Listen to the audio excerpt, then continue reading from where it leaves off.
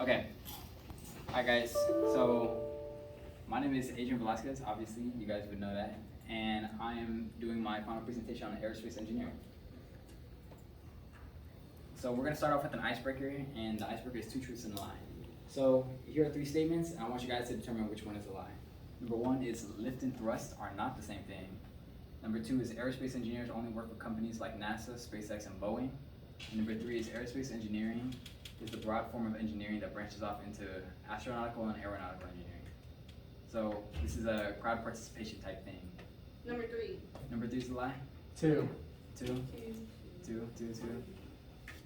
The lie is number 2, actually. Oh, yeah. Aerospace engineering does branch out and you get specialized as you go through college. I know at A&M specifically, the first 2 years are general engineering, and after that you get to specialize in astronautical or aeronautical. Astronautical means you deal with stuff that goes from Earth to space, and aeronautical means you do stuff that just goes in the atmosphere like planes and stuff like that. Lift and thrust, they are not the same thing. Lift, deals against the weight of the contraption that's flying, and thrust is what propels it forward through the air, and which goes against drag. Aerospace engineers actually don't work just for these companies, they also work for car companies like Rolls-Royce. They get a lot of aerospace engineers actually end up working there. Next one, please. You're good. Alright, so here's the agenda. So we're gonna start off with me and my mentor, and then we're gonna get into ISM and what we do. Then we're gonna get into my research, and then my product. So this is my formal introduction. Hello, my name is Adrian Velasquez. I'm a senior here at Brennan. I am 18 years old, and I'm studying aerospace engineering. I'm interested in it because when I was little, I used to be, and still am, very interested into space and sciences. I always thought space and the universe itself was like so vast, and it was really cool just to learn about it because it's kind of like the secrets of how everything works. And in science, I just like knowing what things do and why they do that. And I am actually going to Texas A&M at College Station to study aerospace engineering. I got admitted sometime in March, I believe, and I did get a Air Force RTC scholarship, so I don't have to worry about my tuition. And I hope to do with that, I would hope to go into the Space Force, so I can, study specifically space. No, you're good. So this is my mentor. Oh, my fault. What did you say? So then you go into the astronomical part of it? The what? The where you study the space. Because you said there's 2 different ones. Astronautical. Astronautical. Yeah. Okay. That's what you're going into? Yeah. Okay. Astronomical is like great.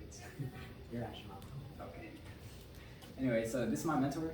His name is Patrick Walker. He's actually a high school physics teacher here at Brennan. I had him last year for basic physics, and he was okay. He didn't really care too much about the class. Neither did I, to be honest. But this year I was like, let me take physics too. I liked physics last year. Let me take it again. And it was way harder than anything I could have imagined. I'm not gonna lie. Like this was like, it was so bad. I remember the first homework. I sat there for a solid 7 hours on a Sunday. Like I was like crying while I was doing it. It was so bad. It was so bad. Don't ask me anything about electrostatics. Anyway. So like I said, he's a current high school physics teacher here at Brennan. He's a lot more involved with his higher classes. He also teaches calculus too. And he has a bachelor's degree in aerospace engineering. That's kind of why I chose him to be my mentor actually. And a fun fact that I've known about him during one of my mentor meetings with him is that he teaches martial arts, specifically Aikido, on his own time, if he's not with his family. So that's pretty cool. So now, like I just said, we're gonna be talking about mentor meetings. What mine look like specifically is that mentor meetings are where you go to your mentor, right? And you just literally just meet with them. You discuss stuff like that. So mine specifically, like I said, look like me walking into this classroom, knocking during 5th period or during lunch and be like, hey, you got time? And he's usually not busy. So thank you. Thank you. Anyway. So my mentor meetings look like me walking into this classroom during 5th period or 6th period because that's my lunch, and then I'll be like, sir, can you be my mentor? And he's like, yeah, okay. And typically what we'll do is we'll sit down, we'll talk about my final product, we'll talk about the aerospace engineering industry and what college will look like for aerospace engineering. And that's honestly that's all we do pretty much. So how I found my mentor, it's a little bit of a rocky story because, at the beginning of the year I took ISM. I was like, I don't know what I want to do. And then I realized, okay, let me just do aerospace engineering because that's what I wanted to do. And then I was going back and forth between mentors. Me and my dad actually went on a college visit to Texas A&M, and while we were over there, I found out that they have 3 astronauts on their faculty. I was like, wow, that's perfect. I want to be an astronaut. Let me study under them, right? So what had happened was that I actually ended up contacting one of the astronauts there, and we had been going back and forth for a couple weeks. Very inconsistent communication. At first, he was actually eager to accept it, but after midterms hit college, he got very busy with his students because he tutors on his own time too. So after a couple months, we both ended up agreeing that it wasn't going to work out because the times he was busy, I was free, and the times I was busy, he was free. So it really just wouldn't have worked out great. So then, I had to look for a couple other mentors. I finally decided on my physics teacher because, like I said, he has an aerospace engineering degree, which I found out during one of those Meet the Bears nights, where you come here with your parents and talk to your teachers and all that. And I was like, okay, he's a physics teacher. He has a degree in aerospace engineering. He's pretty smart. Let me try to learn from him, So that's exactly what I did, and now here I am. So now I'm going to be talking about what ISM is. ISM is an acronym that stands for Independent Study Mentorship. So the I, which stands for independent, means that in that class we are completely independent. Mr. Escobedo, the teacher of ISM, he gives us all our workload for the entire grading period in like the first day of the grading period. He gives you like the whole quarter worth of work, and at first it's like overwhelming, but you have the entire quarter to get all of it done. There's no like due date other than the last day to turn in grades. So as long as you get your work done, it's fine. He also doesn't take off any points for late work because you either turn it in or you don't. So honestly, it's pretty great to do that. The S stands for study, and what that means is that you get to study under a mentor of your choosing, and on your own time you have to research about the career, the industry, and your actual product. You actually spend a lot of your own time studying it. The workload itself in the class is actually very light. If there was no final product for me to do this class, I could probably sleep through it for every day except for the last week before grades are due. It's pretty easy. The M is mentorship. Like I said, you get to study under any mentor, and what that means is you get to find literally anybody in the U.S. or anybody outside the country, and as long as they're someone within your field of interest, you can just study under them. Contact them, you'll be like, hey, do you mind if I study under you? Do you want to be my mentor? This is what it means. You send them a whole packet that Mr. Escobedo has for us that entails what ISM is. And from there you see if it'll work out, if what doesn't, and you collaborate to make a final product. So now this is the workload the workload that I talked about in ISM. Like I said, it was very light. We have mentor journals and reflection journals. So mentor journals are just logs from your mentor meetings. So for me, for instance, right, I go to my mentor, Mr. Walker, and I'll be like, sir, we just talk about whatever we're talking about, and then I open my Chromebook, open the mentor journal on Google Classroom, and then start logging everything that we talked about. And there's specific questions that you answer to, but you don't have to really funnel the conversation you have with your mentor into those specific questions because they're really broad. So you could honestly just be talking about him with anything as long as it's related, and you'll fill out all the 8 questions. Pretty easy. So reflection journals. So reflection journals are they're actual journals, not journals. They're articles that we read in class, and we have to answer our own essay style paragraph about them. So for example, here are 2 that I picked out that stuck out with me. So the first one is, it says, this is word for word too. According to the article, what is the truth about senioritis and how is that first grade period, blah, blah, blah, right? So this one stuck with me because senioritis, everybody says, oh, it's a real thing, don't underestimate it. You end up underestimating it. It's pretty bad, guys. And some of you guys are gonna be seniors next year. It's pretty bad. It is real bad. I really didn't want to do anything this year, not gonna lie. The first semester, I was doing pretty good, I was okay. And then after Christmas break, I was done. I didn't want to do nothing, especially after, really all I had looking forward to at the second semester was prom. There's not much else. But yeah, you just gotta push your way through it. It helps that, when you're having fun not doing your work, the time flies, so you're really stressed about getting it all done before hard. So, there's always something keeping you on top of your stuff. The next example that I have is what specific information do you learn about an essay writing process? Now that one was an article that was written by the director of admissions at MIT.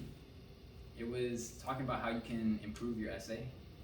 And honestly, I already had my essay written for my college and sent them by this time, but after I read it, I had learned that there was some stuff that I could have added onto it. Like there were specific tips that he gave me, like make it more personalized, add a story in your essays. Don't just brag about yourself. Add reasons to like why you can brag about yourself. So for me, I added stuff like when I was younger, I used to really love science and stuff, and that's how I incorporated it into my essay. I put my personal story and how I got inspiration from some TV shows, because if you guys didn't know, my love for science kind of comes from watching like people in TV shows do like some really crazy stuff, like magic, and I was like, that sounds possible, That's honestly where it comes from. Watching people on TV do cool stuff, and then I'm like, I want to do that. But yeah, that's one of the tips that I learned, and I don't know if it really did affect it, but I like to think that it actually helped me get into Texas A&M for aerospace engineering, because that's a very competitive section of A&M to get into. So my research. So like I said, with my mentors, it was a rough journey because of the miscommunication between me and my first one. So, and I didn't actually mentor with my current one, Patrick Walker, until I want to say February, March. For reference, most of the other kids in my class and other peers had their mentor by like September, October. So I was very, very late. But during that time where I didn't have a mentor, I still had to get the mentor journals in because they're spread out throughout the entire school year. And what I did for that was actually do research on my own about the aerospace industry and any developments that occurred within it. So I turned to a lot of websites like there's a specific website just called science.org. I was like, that's such a wacky name, to give to a website. But it's actually like full of a lot of scientific articles that tell you about developments and stuff. And you can even research things anywhere from like microbiology to aerospace engineering to geology, for anybody who likes geology, rocks and stuff. And yeah, that's what I did. I did a lot of research on that in the meantime. So here are two examples. These are the two that really stuck out to me. Number one was an article about lunar regolith. So you guys probably don't know, but lunar regolith is the scientific term for moon dust. So the reason that was significant in one of the research articles was because NASA actually, they collected it, and they were trying to, just like every other space organization in the country, they want to, eventually be able to build civilization on other moons and other planets, right? So NASA actually found out by using lunar regolith, not by baking it like you would bricks, but with using a specific type of laser, you can actually turn that moon dust into bricks, which is great because in space, most construction material would not work. Wood would either be scorched by the sun's radiation or would freeze and break apart. Concrete doesn't work because the oxygen in it escapes and it just crumbles into powder. Lunar regolith is actually like just moon bricks, pretty much. It's actually very sought after because currently that's what a lot of people think will be the building block to building a long-term civilization on the moon and other planets.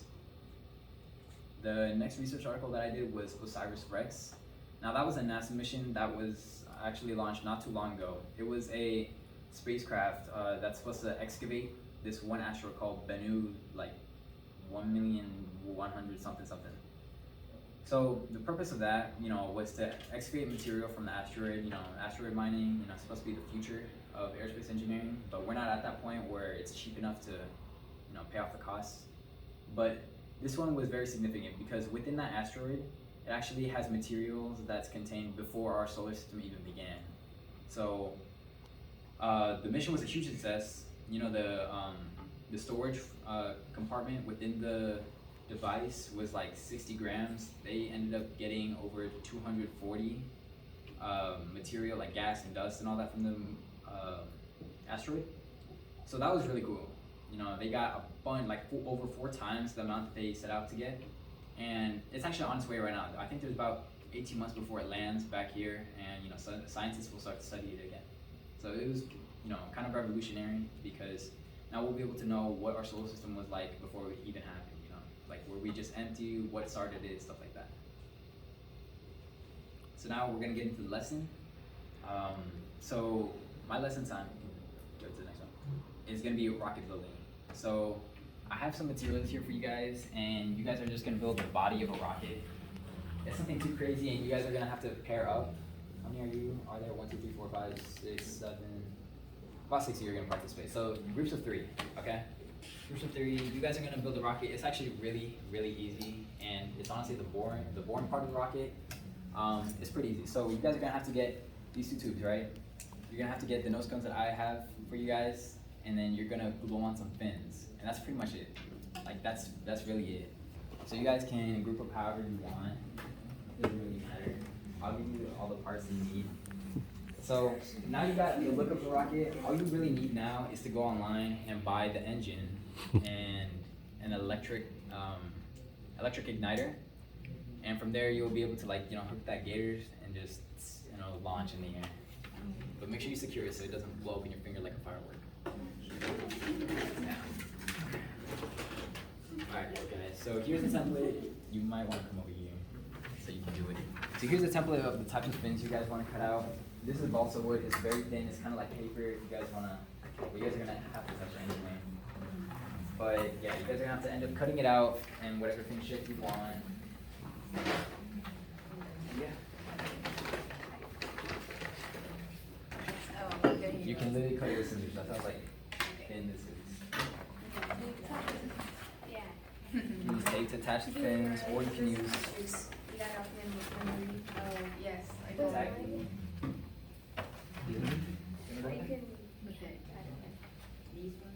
Okay, so here's the instructions. I kind of took that off the astronomy teacher because I asked him for help with this project. I don't know if you guys want to use the X-Acto knife. For those who know what this is, you know that it's extremely sharp, so don't cut yourself. Oh, really? Yeah. Yeah, I do actually.